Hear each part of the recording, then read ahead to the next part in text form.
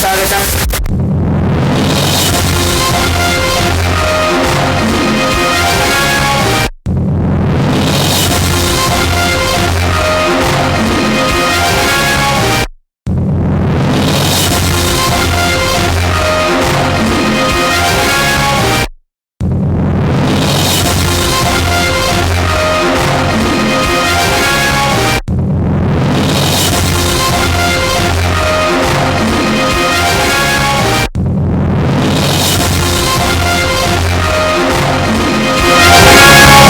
నమస్కారం. RJTV news కి స్వాగతం. బాలమిత్ర అవార్డు గ్రహీత సావిత్రిబాయి పూలే జాతీయ అవార్డు పొందిన సందర్భంగా చంద్రగిరి మండలం ఎర్రవారిపాలెం కోటగాడపల్లి హైస్కూల్లో భౌతిక శాస్త్ర ఉపాధ్యాయులుగా పనిచేయుచున్న రాష్ట్ర ఉత్తమ ఉపాధ్యాయుని ధనాశి ఉషారాణి గారితో ఆర్జేటీవీ న్యూస్ అందరికీ నమస్కారం. నా పేరు ధనాశి ఉషారాణి. నేను 2003 సంవత్సరం సెకండ్ గ్రేడ్ ఉపాధ్యాయులుగా చేరాను. 2010 సంవత్సరంలో ఫిజికల్ సైన్స్ ఉపాధ్యాయులుగా నేను ప్రమోషన్ పొందాను. చిన్నతనం నుండి కూడాను నాకు దేశభక్తున్నా కానీ జానపద గేయాల పాట వింటారని చాలా ఇష్టం. నేను ప్రమోషన్ పొందిన తర్వాత నాకు 2010లో ఫిజిక్స్ బోధన పట్ల చాలా ఆసక్తితో ఫిజిక్స్కి సంబంధించి ప్రాజెక్టులు నమూనాలు చేయడంలో నాకు చాలా ఆసక్తి. మా పాఠశాలలో కూడా పిల్లలతోటి నా యొక్క భౌతిక శాస్త్ర యొక్క నమూనాల ప్రాజెక్టులు మా పిల్లలతో నేను చర్చిస్తూ నూతన ధోరణిలో ముందుకు వెళ్తూ ఉన్నాను. మా పాఠశాల పేరు జడ్పీహెచ్ఎస్ కోటగాడపల్లి ఎర్రవారిపాలెం మండలం. నాకు ఈ మధ్యకాలంలో రాష్ట్ర ఉత్తమ టీచర్గాను నేను ఎన్నికయ్యాను. అదేవిధంగా నేషనల్ బెస్ట్ టీచర్గా Savitribai Phule life achievement award నాకు లభించింది. దీనికి కారణం నేను రాసిన కవితలు. నేను కవితా యజ్ఞం అనేటువంటి ఒక కవితల గ్రూపులో కవితలు ప్రతిరోజు రాస్తూ పాల్గొంటున్నాను. దానికి కారణం ఏంటంటే భవిష్యత్తులో కవితల పరంగా నాకున్నటువంటి బిరుదుల కోసం కావచ్చు, లేకపోతే నా భవిష్యత్తులో కవితలకు సంబంధించి పుస్తకాలు అచ్చువేయడానికంటే ఆసక్తితో నేను ఈ కవితలన్నీ కూడా రాస్తూ ఉన్నాను. అంతేకాకుండా నేను మా పరిసర ప్రాంతాల్లో పేద ప్రజలకు, అదేవిధంగా వితంతువులకు, అనాథ పిల్లలకు సేవ చేయడానికి తాను నేను సేవాసేన అనేటువంటి ఆశయాన్ని స్వచ్ఛందంగా మా కుటుంబ సభ్యుల సహాయంతో నేను నడుపుతూ ఉన్నాను. దీనికి సంబంధించి కూడా సేవా కార్యక్రమాలు నేను చేస్తూ ఉన్నాను. మా తండ్రి కూడా వృత్తిపరంగా ఉపాధ్యాయుడు, అదేవిధంగా మా భర్త కూడా ఉపాధ్యాయుడు కావడంతో నాకు మా ఇంటి నుండి కూడా చాలా నాకు సపోర్ట్ లభిస్తూ ఉన్నది.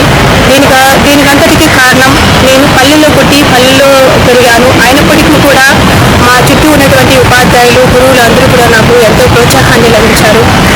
ఈ మధ్య కాలంలోనే నాకు మా చుట్టూ పరిసర ప్రాంతాల్లో చాలామంది నన్ను గుర్తించి మా పాఠశాల స్థాయిలోను, అదేవిధంగా గ్రామ స్థాయిలోను, జన్ము మీటింగుల్లోనూ, అదేవిధంగా కొంతమంది సాహిత్యవేత్తలు, కూడా నన్ను సన్మానం చేస్తూ ఉన్నారు.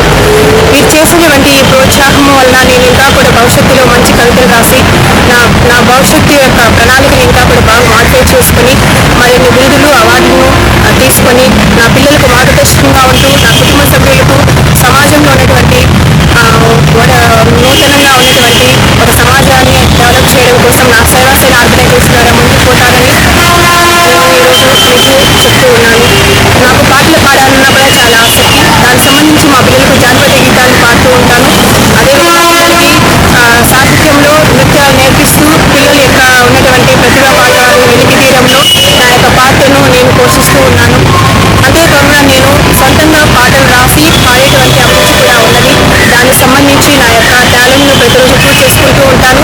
దానికి సంబంధించి నా యొక్క దినచర్య కార్యక్రమంలో నేనేం కవితలు రాస్తూ ఉన్నాను, నేను నా ప్లాన్ ఏంటి, ఒక ప్రోగ్రామ్ కూడా నోట్ చేస్తూ ఉంటాను. ఈ అవకాశం ఇచ్చినటువంటి ఛానల్ వారికి నమస్కారం.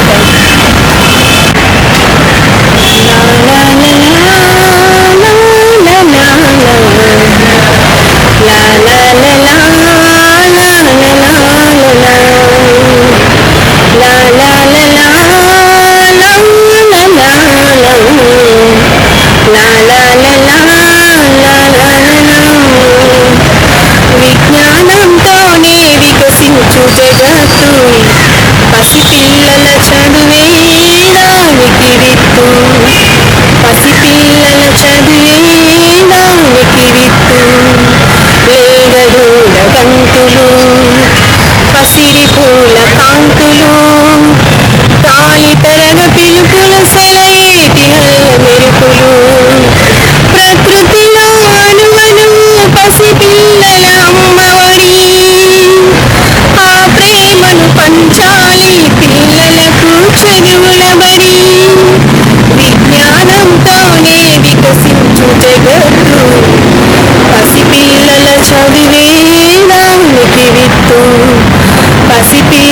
చదువే దానికి విత్తు, చదువే ఒక పాటగా, బ్రతుకే ఒక ఆటగా, గురువే విద్యార్థికి చట్టంగా, మనసును మురిపిస్తూ బ్రతుకును సాగిస్తే, తరగతి గదులే రేపటి తరగని నిధులు, తరగతి గదులే రేపటి తరగని నిధులు, విజ్ఞానంతోనే వికసించు జగత్తు, పసిపిల్లల చదువే దానికి విత్తు, పసిపిల్లల చదువే దానికి విత్తు. పోలవరం ప్రాజెక్టు పక్కనే ఉన్న మూలలంకలోని 207 ఎకరాల మాగాణి భూమిని రైతుల అంగీకారం లేకుండా డంపింగ్ యార్డ్గా మార్చడం ఎంతవరకు న్యాయమో ప్రజాప్రతినిధులు చెప్పాలని లేఖలో డిమాండ్ చేశారు. పోలవరం నిర్మాణ ప్రగతిపై నెలకోసారి సమీక్ష జరుపుతున్న ఏపీ సర్కార్ ఈ సమస్యపై ఎందుకు దృష్టి పెట్టడం లేదని పవన్ ప్రశ్నించారు. ఈ భూముల రైతులు తమవారు కాదనా లేక కాంట్రాక్టర్ కు ఇబ్బందినా? గత్యంతరం లేని రైతులు తగిన నష్టపరిహారం చెల్లించమని అడిగితే వారి మొర ఎందుకు వినరు? పోలవరం రైతులు ఇప్పటికే పలు రకాలుగా నష్టపోయారు. ఇది అన్యాయమని అడిగితే పోలీసులతో కేసులు పెట్టించి వారి నోళ్లు మూయిస్తున్నారు. ఇది మంచిది కాదు, ఇకనైనా వారికి అన్యాయం చేయండి అంటూ తాము దళితులం అయినందువల్లే నష్టపరిహారం చెల్లింపులో వివక్షకు గురవుతున్నారని ఆ ప్రాంత రైతులు ఆవేదనతో ఉన్నారు. మా సానుభూతిని తెలియజేస్తోంది. క్షతగాత్రులకు యుద్ధ ప్రాతిపదిక మీద వాళ్ళ ఆరోగ్యం మెరుగుపడటానికి కావలసినటువంటి అన్ని చర్యల్ని తీసుకోమని డిమాండ్ చేస్తున్నది. ఏ రకమైనటువంటి ఆలస్యము అలక్ష్యము చేయకుండా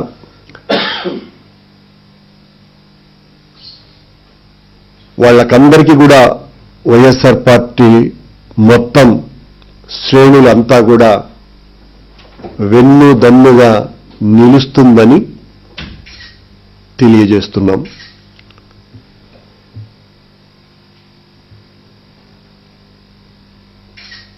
సంక్షిప్తంగా గాఢమైనటువంటి విషయాన్ని మీ ముందుంచుతున్నా.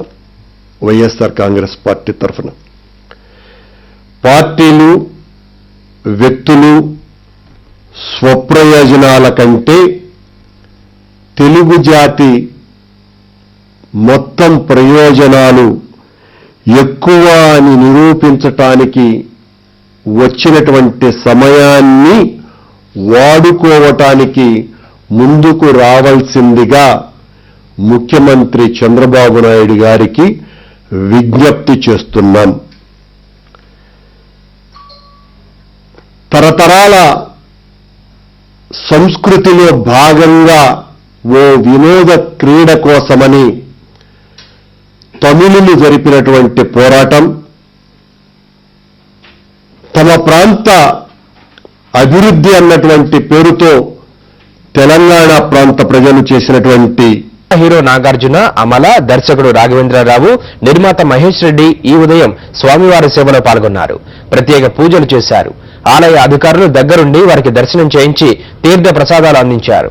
ఓం నమో వెంకటేశాయ సినిమా పూర్తయిన సందర్భంగా స్వామివారి ఆశీస్సుల కోసం తిరుమల వచ్చామని హీరో నాగార్జున అన్నారు. ఈ సినిమా చేయడం ఒక మంచి అనుభూతిని ఇచ్చిందన్నారు. ఫిబ్రవరి 10న సినిమాను రిలీజ్ చేస్తున్నట్లు తెలిపారు.